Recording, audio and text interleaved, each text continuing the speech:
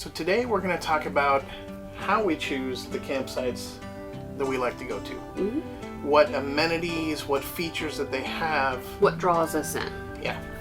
So stay tuned and we'll show you what we got.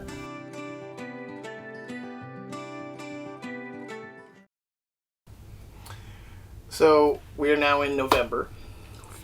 God, it's already November. It's already November. Where's the year gone? And we flew past Vlogtober, so... Yeah, every stinking day of video. But we did it. We did it. Yeah, we got that out. So November for us marks the start of year number 3. Yeah, we're officially in year 3 of doing this. Now again, we're not full-timers. We're part-timers. Mm-hmm. We average 1 trip a month. Yeah, sometimes. A decent-sized trip every month. And as time and money allows, because I'm sure everybody can relate during these times. Yeah, it's getting a little bit harder and harder. Yeah. You know, every day goes by with gas prices and... Yeah, you never know where they're going to be. Are they going to be normal? Or are they going to be sky high? You know. Yeah. But along the way, we've figured out things that we do like. Mm-hmm. Things that we can live without. Mm-hmm. You know. And things that we just want to explore. Right? Yeah. And like we said, you know, with the gas prices, with the big question mark of those, we go closer to home, and we are lucky to live in a state that has so many freaking state parks, and they're cheap. So that we love that, and we just booked one at Lake Tawakoni State Good Park. Lord, I can't remember. Yep. Lake Tawakoni State Park, and it was so cheap per night. You can't beat it, you know. Yeah, I mean, for any of you that live in Texas, get a state park pass. It pays for itself so quick. 2 trips, maybe. If that. Yeah. Depending on how long you go, it may pay for it in 1 trip. The state park pass allows you and the 3 other people inside the vehicle free entry into the state park, which averages $10 to $20 per park. Sometimes it's $8. Yeah. But the benefit, too, is it also gives you a discount on camping. Mm-hmm. So... And that's a nice discount, too. Yeah. I mean, let's just see. The one I just booked, we're staying for 3 nights, and we paid $55. For 3 nights. For 3 nights.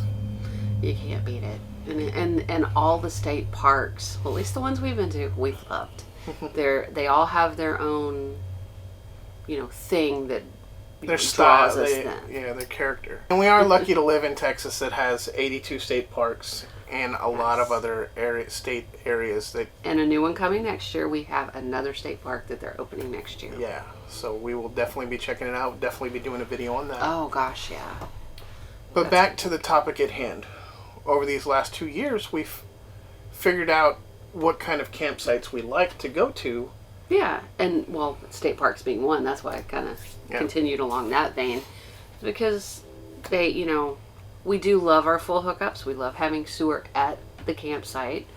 But it's not a necessity if there's a nearby dump station. Yeah. You know. And a nice bathhouse where... You know, you can take a shower and minimize your gray tank usage. Yes, that's important too. And that comes with time, because I remember the first time we camped without full hookups, I was having to drop the gray tank into the portable tank like once a day. Now, granted, the first time was with Duncan. Yeah, we had 3 of us here, so it's like 3 adult humans, and you know, you're going to use a lot of gray water, and we've figured out how to conserve water a little bit better now that we've been doing this for a while. Most definitely. But yeah, we do look for full hookups. If it's not full hookups, it's not a deal breaker. If it's a nice park, be it a state park or private park or whatever, as long as we can find a dump station or there's a dump station within the park or something like that, we don't care. Yeah, and if we're not going to a specific tourist destination like a national park or a resort or something like that, we typically gravitate towards campsites that have water nearby. Yeah, lake, a river, a creek, whatever. I mean, Gulf of Mexico. Yeah, the ocean, you know. So we've been down there. We've been down to the Gulf now 3 different times. And I want to go back so bad. Yeah, last year we went for Rhonda's birthday. Mm-hmm. And then we immediately booked a trip and went back. In May of this year. Yeah. So our May was huge. Yeah. We were all over the place. We were. It was a lot of fun. Mm-hmm. So, yeah, one thing that I love is I love the sunset over the water. And if you look at this picture here, this is Airport Park, COE in Lake Waco. It's one of our favorite places. The only problem is that we want to find new places and experience other things. Yeah, we want to go back to those places that we absolutely loved. But it's like, oh, there's this park, or I want to try this place. I want to see what's out there, So it's like, ugh. So we'll go to more new places as we can. And if we need to scale it back, we can always go to the ones that we love that are close. And I'd say there's only a handful of parks that we've stayed at more than once. Airport Park being one of them. The vineyards on Lake Grapevine. Well, that's where we camp with friends. So we camp with friends. We're doing New Year's Eve there. Yeah. Last New Year's Eve got canceled because somebody got COVID. Hey. But we're going to redo it this year, so that'll be a lot of fun. And usually if it's not raining or sleeting or snowing or whatever the weather has for us on New Year's, if it's not doing that, they usually do fireworks. Yeah. So hopefully, because the year before, the fireworks got canceled because it was all rainy and cold and just yucky outside. Just COVID-y. COVID-y, yeah, not too. So, yeah. So let's break down, general you have 3 types of parks, right? You have state park, national park, right? Then you have private campgrounds, and then you have resort campgrounds. So there is a big price difference going from one to the other. Yeah. So obviously, when you're talking off-peak, it gets a little cheaper to go to some of these resorts. It does. It does. But if you also live in the southern states, it's not a whole lot of off-peak because you get the winter migration of campers from the north coming down for warmer weather. Yeah, and there's a whole lot of resorts that have opened up in the south, all over the south. Unless we're going specifically for an event or camping with friends or something family, like that, or family. We tend to stay away from resorts. We gravitate toward smaller private parks that are cheaper or state parks. We've never camped in a national park, but that's on our list to do. Yeah, adjacent. We've been close, but not at the national parks. Yes. And the resorts are great for the amenities you get. Now, our kids are grown. They don't travel with us. No, so we don't need all the kid activities. We don't need playgrounds and bounce houses and the blob things that you jump on like a trampoline and things. We don't need that. You mean like this one here? That was down at Camp Fimfo in New Braunfels, and we had another a blast. More pricier side of things, kind of RV resort park. Yeah, I'd call that a destination resort, Yeah, because, if you don't even leave the park, you got plenty to do. Yeah. You can check out our video. We did a video on Camp Fimfo, and we did a video on the Switch It Up Huddle that was there. Check those out, kind of give you an idea of the amenities of the park. It's a gorgeous place, absolutely. Oh my gosh. I think that's one of them. That one I think is worth the price that you pay. Well, one thing we didn't talk about is we didn't talk about Gulf Waters. One of our, it would be Gulf Waters. It would be our favorite RV resort. Right. And the reason we love Gulf Waters is you're right there. It's on the Gulf. Yeah. It's on the Gulf Waters. There's the dunes, and you take a boardwalk right over the dunes, and you're on the beach. So Gulf Waters is in Port Aransas, Texas. For us, it takes us about 8 hours to get there. That's about 8.5 hours. If you're just driving a car, not pulling a trailer, you could probably make it in 7. And it's one of the places we've actually been to twice. I've been going there ever since I was little. I love that area down there. We've been there twice with the RV in this campground, this resort. Sorry. And once we went there, we immediately booked another trip back. It was so magical almost. And it is a resort, and it has a resort price, but down there I'm willing to pay that, just because it's so pretty. And well, it's so nice. It's a very clean park. Every spot is owned privately, and they're rented out by the resort. So each site is set up differently. It has its own character. One thing that I love is that there's high-speed internet on each site that's a dedicated high-speed internet. Yeah, each of the owners of the sites has their own internet per site. So that is amazing because you get good internet there. I really don't have anything bad to say about that place. We this last time around we actually checked out the pool, and it was really nice, and we spoke with some of the owners there. Oh yeah. Some great people down there. there. Some full-timers that stay there full time. Yeah. I mean, that's the life. Living right there. The spot that we choose is the last spot on a row right next to where the boardwalk is. So we walk out our door, walk down the little path, and over the boardwalk, and we're on the beach. Yeah. Now that spot does come with, it's a heavily trafficked area because you're right next to the boardwalk. And again, the times that we don't go in the weekend, so. No, and really we didn't go in high peak season either time we've been. We went early May, and we went in early October the first time we went. So it's still a lot of people down there in May. Well, and it's a high traffic area for golf carts. For sure. Yeah, so you're going to hear golf carts. They do have stipulations on that you're not supposed to be driving around after 10 p.m. in your golf carts because they are a little noisy and they want everybody to have quiet time at that point. So quiet time doesn't just mean your radio or people talking loud. It also means you're not driving your golf cart that's puttering around. You don't do that after 10. That's one resort I don't mind though. That price is steep, but you get a lot for it. We'll splurge for that one for sure. But there's also a state park on the island too. Yeah, we discovered. We haven't stayed at it, but we did go over there to play on the beach for the day, or just a couple hours actually, and it's really nice. It's just a very simple parking lot style RV park. Yep. But that's okay. You just need a place to park that, and you just walk around and go right onto the beach. It doesn't take much. And you're on the opposite side of the dunes, which is a good thing because you're not getting that direct hit of the sea air. Yeah, that wind can get pretty heavy, and the sea salty air is not blowing directly on all your stuff. You don't get sandblasted. Yeah, and we talked to the people down there, and they were saying you got to be really careful because it rusts everything very quickly on your RV. So, yeah, if you're down there for any extended amount of time, you definitely have to protect your equipment. Anything that's outside, especially your bikes or. Well, they were saying that their rig was 2 years old and they had to replace the air conditioners because they were already rusting. Mm-hmm.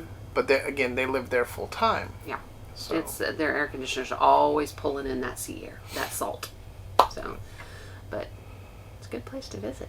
Yeah, so we have a couple resorts that we've been to. Some that we really enjoy. Mm-hmm. We enjoy the vineyards on Lake Grapevine. It's one of our favorites because we camp with family and friends there. Yeah, that's. Gulf Waters, is another one that's probably always going to be one of our favorites. And I would go back to Camp Fimfo in a heartbeat if we were meeting up with people or something to stay down there and just have a good time.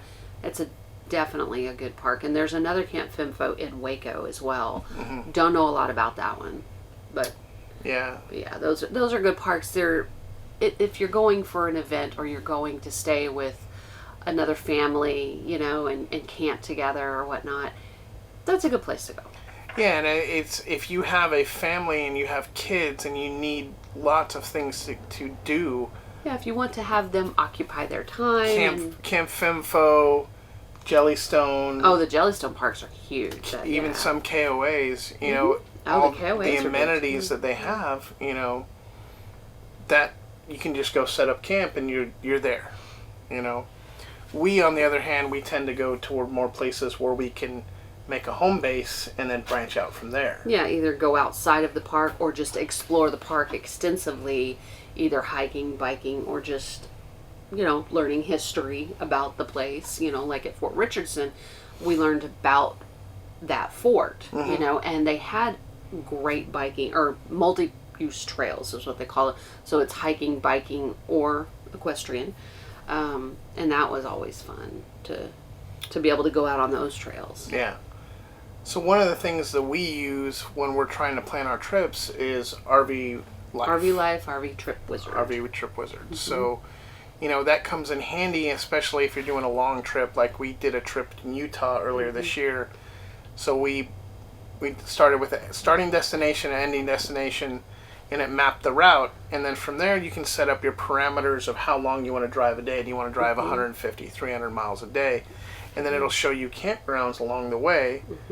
You can open them up, check them out, see what amenities, stuff like that. You can read the reviews right there too. Yeah. You can find those, which is really helpful. Yeah, we found a really cool casino that we stayed at in New Mexico. Yeah. Acoma. Pueblo of Acoma. It was really great. I liked it, and we went in and played in the casino a little bit. The only drawback to that the wind in New Mexico was shaking the RV so badly. It was a little startling. Yeah, we had that both in New Mexico and in Arizona. Yeah, nobody else seemed bothered by it. There was, I was like, okay, what is happening? Yeah, it was. I think I lost my hat a few different times just walking out the door. Just walking bare. And when you're planning a trip where you've got a long destination, what we look for typically is a clean park, good on and off the freeway, and pull-throughs. Yeah. Because when you're doing those one night stops, you need something that's good, easy in and easy out, and that's not terribly expensive. Because you're just staying there one night and you're not using any amenities for anything, so you don't need any bells and whistles. Right. Yeah. I mean, full hookups are good because you want to drop your tanks before you go, take a shower, whatever. Yeah, if you haven't dropped the tanks in a couple of days or something, and you're traveling with that, you might need a full hookup here and there. And also, when you're doing your research, you want to look at things like what are other campers saying about the sites. Are they having trouble with their pedestals? Are they having trouble with their water? How's the cell phone coverage in that area? Yeah. You may have AT&T, but Verizon works better, or T-Mobile. We had that issue when we went up to Paladero Canyon. Yes. Where we were on T-Mobile at the time. Yeah. But we had an AT&T hotspot, and the only way we could stay connected was having our phones linked to the hotspot. And Rhonda always has to have her phone connected to be able to be reached for her mom. Right. My mom's in a nursing home, and, if they need me in an emergency, or they need just something as simple as they have to have approval to give her a medication or a flu shot or whatever, because I've been called on vacations. Oh, can we, have your permission to do this or that? So, yeah, it's very important that I stay connected. And we have our son that lives at home, and he basically house sits while we're gone. So, I talk to him, or we talk to him usually daily. He checks in with us, we check in with him, which is always good. That's always a good thing to have somebody back at home that knows where you are, that knows you're okay daily. So I kind of like that. Yeah. So we talked about a little bit about private campgrounds. We talked about the state parks that we love. We talked about these massive resorts. One thing we haven't really touched on is the COE parks. Right. That's the Army Corps of Engineers. We've found some that we really enjoy, and again, a lot of them are on water. Yes. Some of the best sunsets that I've ever seen were from Airport Park in Lake Waco. It's beautiful over the lake. Yeah. You can see by this photo here. It's an amazing place. And in that area, you have access to the silos. Yeah, you can go to the whole Magnolia thing. Made popular by Fixer Upper on HGTV, Chip and Joanna Gaines. And some of you know what that is. We've been there a couple times. It's a really neat area, and it's fun. I didn't even realize what hat I had on either. Yeah, we've been there. And also at Airport Park is where we saw a rocket test from SpaceX. That we had about that, yeah. We had no idea it was there. Yeah, we were sitting out, enjoying a campfire one evening, looking out at the lake, because we're right on the lake there, and ball of fire way off in the distance, and it was a little in McGregor, that's where it is, in McGregor, and it's loud, and we were like, okay, what just exploded? That was startling, yeah. Yeah, and it was unsettling for sure. Yeah. And the funny thing is we've camped on the opposite side of McGregor at Mother Neff. Mother Neff State Park, yes. So on one side of Mother Neff, you have the McGregor test site, and then you have Fort Hood. Yes. So when they do their artillery training, it can get pretty lively and shake the trailer a little bit. They do it at night sometimes. They do rocket testing early in the morning at SpaceX. It's like, good Lord, what is going on? Yeah, that's where reading reviews is key. Yeah, know what's around the park so you're not startled. A couple things that we also look at when we're booking our site is what towns are nearby. Yes. What amenity, or what kind of food, like is there a grocery store, is there a Walmart? Is there at least a Dollar General? 9 times out of 10 there's a Dollar General. We can always find a Dollar General in a small Texas town. I don't know why, they're just everywhere. And then where's the nearest hospital? Yeah, that's important, yeah. And gas station. Yes. And we use Gas Buddy religiously when we're traveling. Yes, that's a good one to have when you're traveling. You just pop it open and it will pinpoint where you're at, and then you hit map and it'll show you all the gas stations that are around you. Yeah. So you know where the closest one is and you can see the prices. So that's always nice. Yeah. Some of the places we don't camp out, we can't really talk a whole lot about because we don't know, is going to be Harvest Host and Boondockers Welcome. Yeah, we don't really know anything about them. We know that that saves a lot of people money. Yeah, for $100 a year or slightly under, access to all those places, that's great. Yeah, and they just ask that you patronize whatever sort of little store or whatnot that they have. Sometimes you can, if you're on a farm, you can get your eggs or something, or if it's a winery, go buy a bottle of wine or something, or go... Wait, what was that one place? It was a lavender farm? Yeah, it was like a lavender farm or something. And they had soaps and lotions and all sorts of stuff. Yeah, all like shampoos and just, so potpourri. As we branch out of our comfort zone, once we have the rig set up where we can boondock or camp without things, that might be something we look into. Yeah. And then another option is military bases. Now, not for us, because we're not military. We're not military. Ex-military. No, we have family members that were military, but that's as far as it goes. So we don't have access to that stuff. But we know people who are military that do use military bases as a place to stay. Yep. Because they do have RV parks on them, some of them. So, it helps some of them out that way. Yep. And then we have a lot of full-time friends that use Thousand Trails. Yeah. We are not members. No. Now that's, Thousand Trails, we don't know all the ins and outs of. No. It's a great resource if you are a full-timer, for sure. Yeah.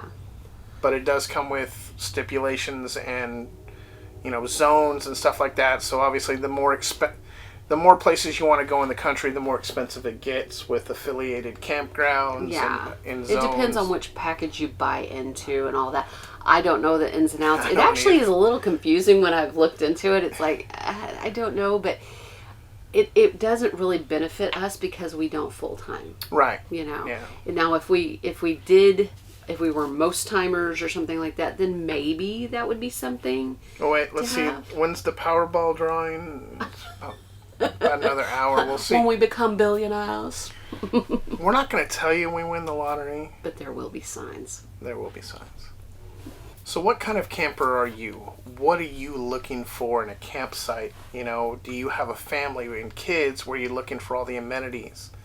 Are you a fisherman and you just want to go camp closest to the water, closest to the nearest fishing hole? Yeah.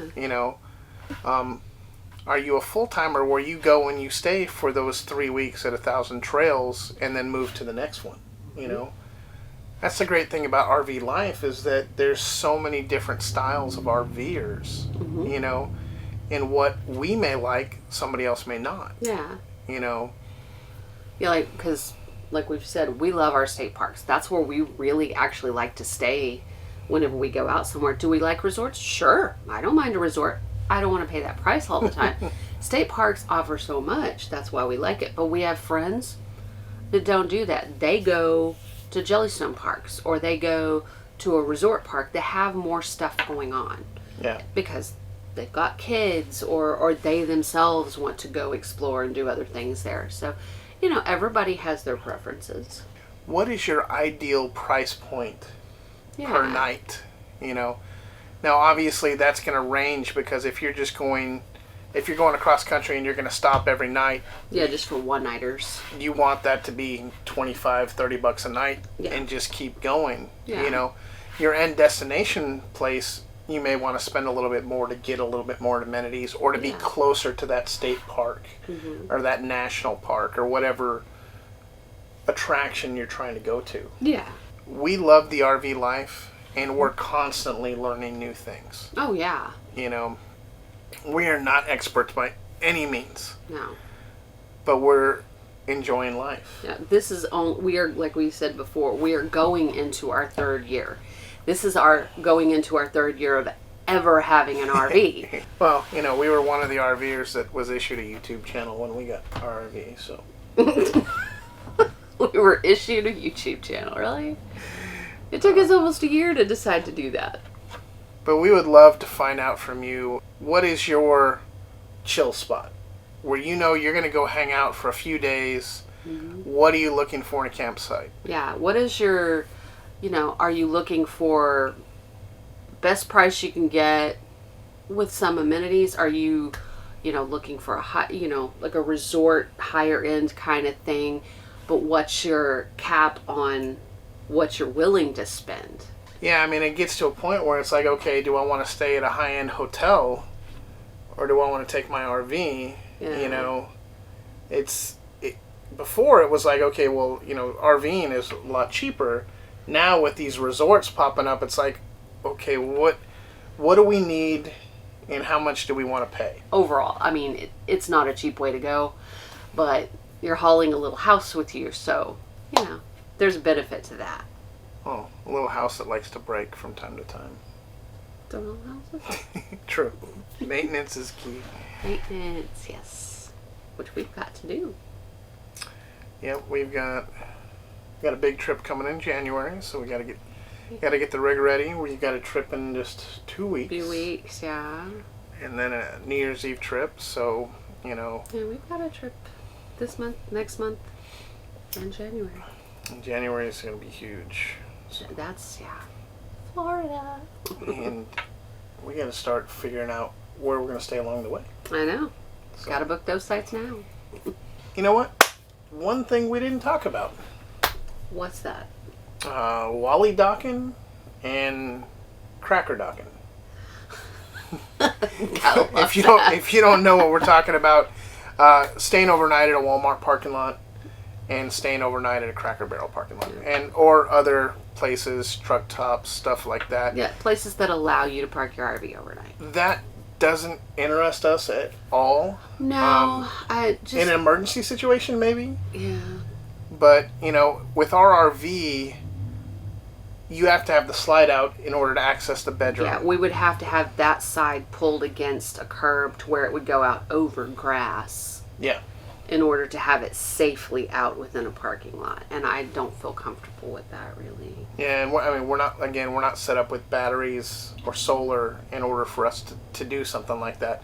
But we know plenty of people that's a great resource for them, you know, because they move so fast going from one place to another. You know, they just camp out for the night and then hit the road and keep going.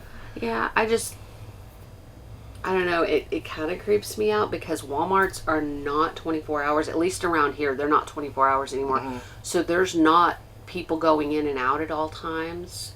It's pretty, desolate out there except for truckers that have pulled over for the night, and maybe a couple of other RVs or whatnot. And it can, it might be a little unsafe in certain areas. You really need to know, like the Walmart you're pulling over in or the Cracker Barrel, you need to know what that area is like at night. Is there an issue in the area? Is there high crime? And make sure you go into these locations if they're still open. And patronize them. Let them know, hey, is it okay if I camp here? Because there are some cities and municipalities that it's against the law to stay overnight in a parking lot. And it's always nice, especially if you're going to stop at a Cracker Barrel parking lot overnight. Get there before they close. Go in, order your dinner, and either eat in there, or bring it back to your rig or whatnot.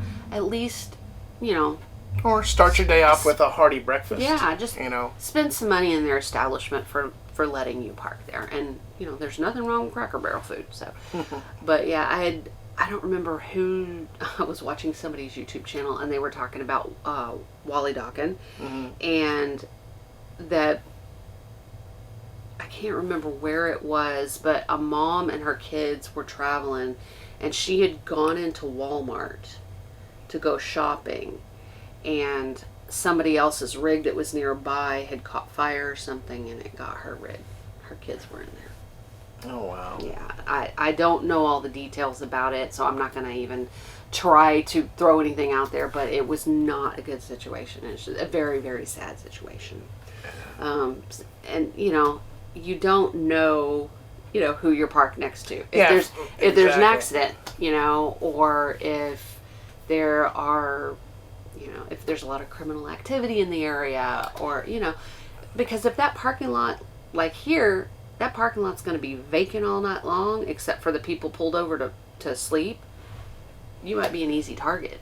Yeah, I mean, for me, it's definitely a security risk. Yeah, and I don't know. I don't even think I could be able to sleep, because I know Bear would be on edge. He would, because he would be able to hear everything. Road noise and anybody else around. And maybe if you were in a motor coach of some sort, where if you hear anything and you need to get the heck out of Dodge, you can jump up, run up to the driver's seat, turn it on, and go. Right. Yeah. That's a different situation. But being in a trailer, no, you can't do that. No. You got to go outside, and then you're, if there's an issue outside, then you're in the middle of it. So no, I don't think I'll do that. But that's my opinion. That's how we feel about it. So.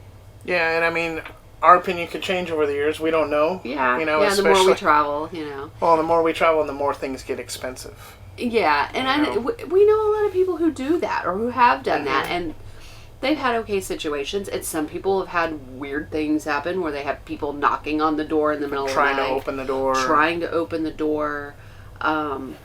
It's just odd situations, And that kind of stuff can happen in a campground, too. We're not naive. Oh, yeah. There's evil in this world. It's or always somebody gets a little too tipsy and tries to come get in your trailer thinking it's theirs. Yeah. That's happened to a lot of people. Especially when a lot of the people have the original key and the keys fit in different trailers. That's why we have a different lock. All right, how do you choose to camp? I mean, do you like resorts? Do you like state parks? Do you like boondocking? What's your preferences? Are you a full-timer? Are you a weekend warrior? Are you a part-timer? How do you camp? Everybody is so different in this RV life, and something that you may have learned along the way, somebody else may not have thought about. Right. So let us know down in the comments. We'd love to hear from you. Everybody has their own way of camping, and nobody's wrong. So let's just figure out what everybody else does. And please like, comment, and subscribe. We'd love to have you as part of our RV family. And we look forward to bringing you more content every week and bonus stuff along the way. Yep. All right. Well, thanks for watching, and we will see you out there. See you out there. Bye. Bye. I think we got it. I don't know. We got something. We have something. Is there any other stuff that we want to throw out there for anything else? You know what I mean? Here's Rhonda. Stop. You're going to make me start laughing. How do I want to phrase this? This video is killing us.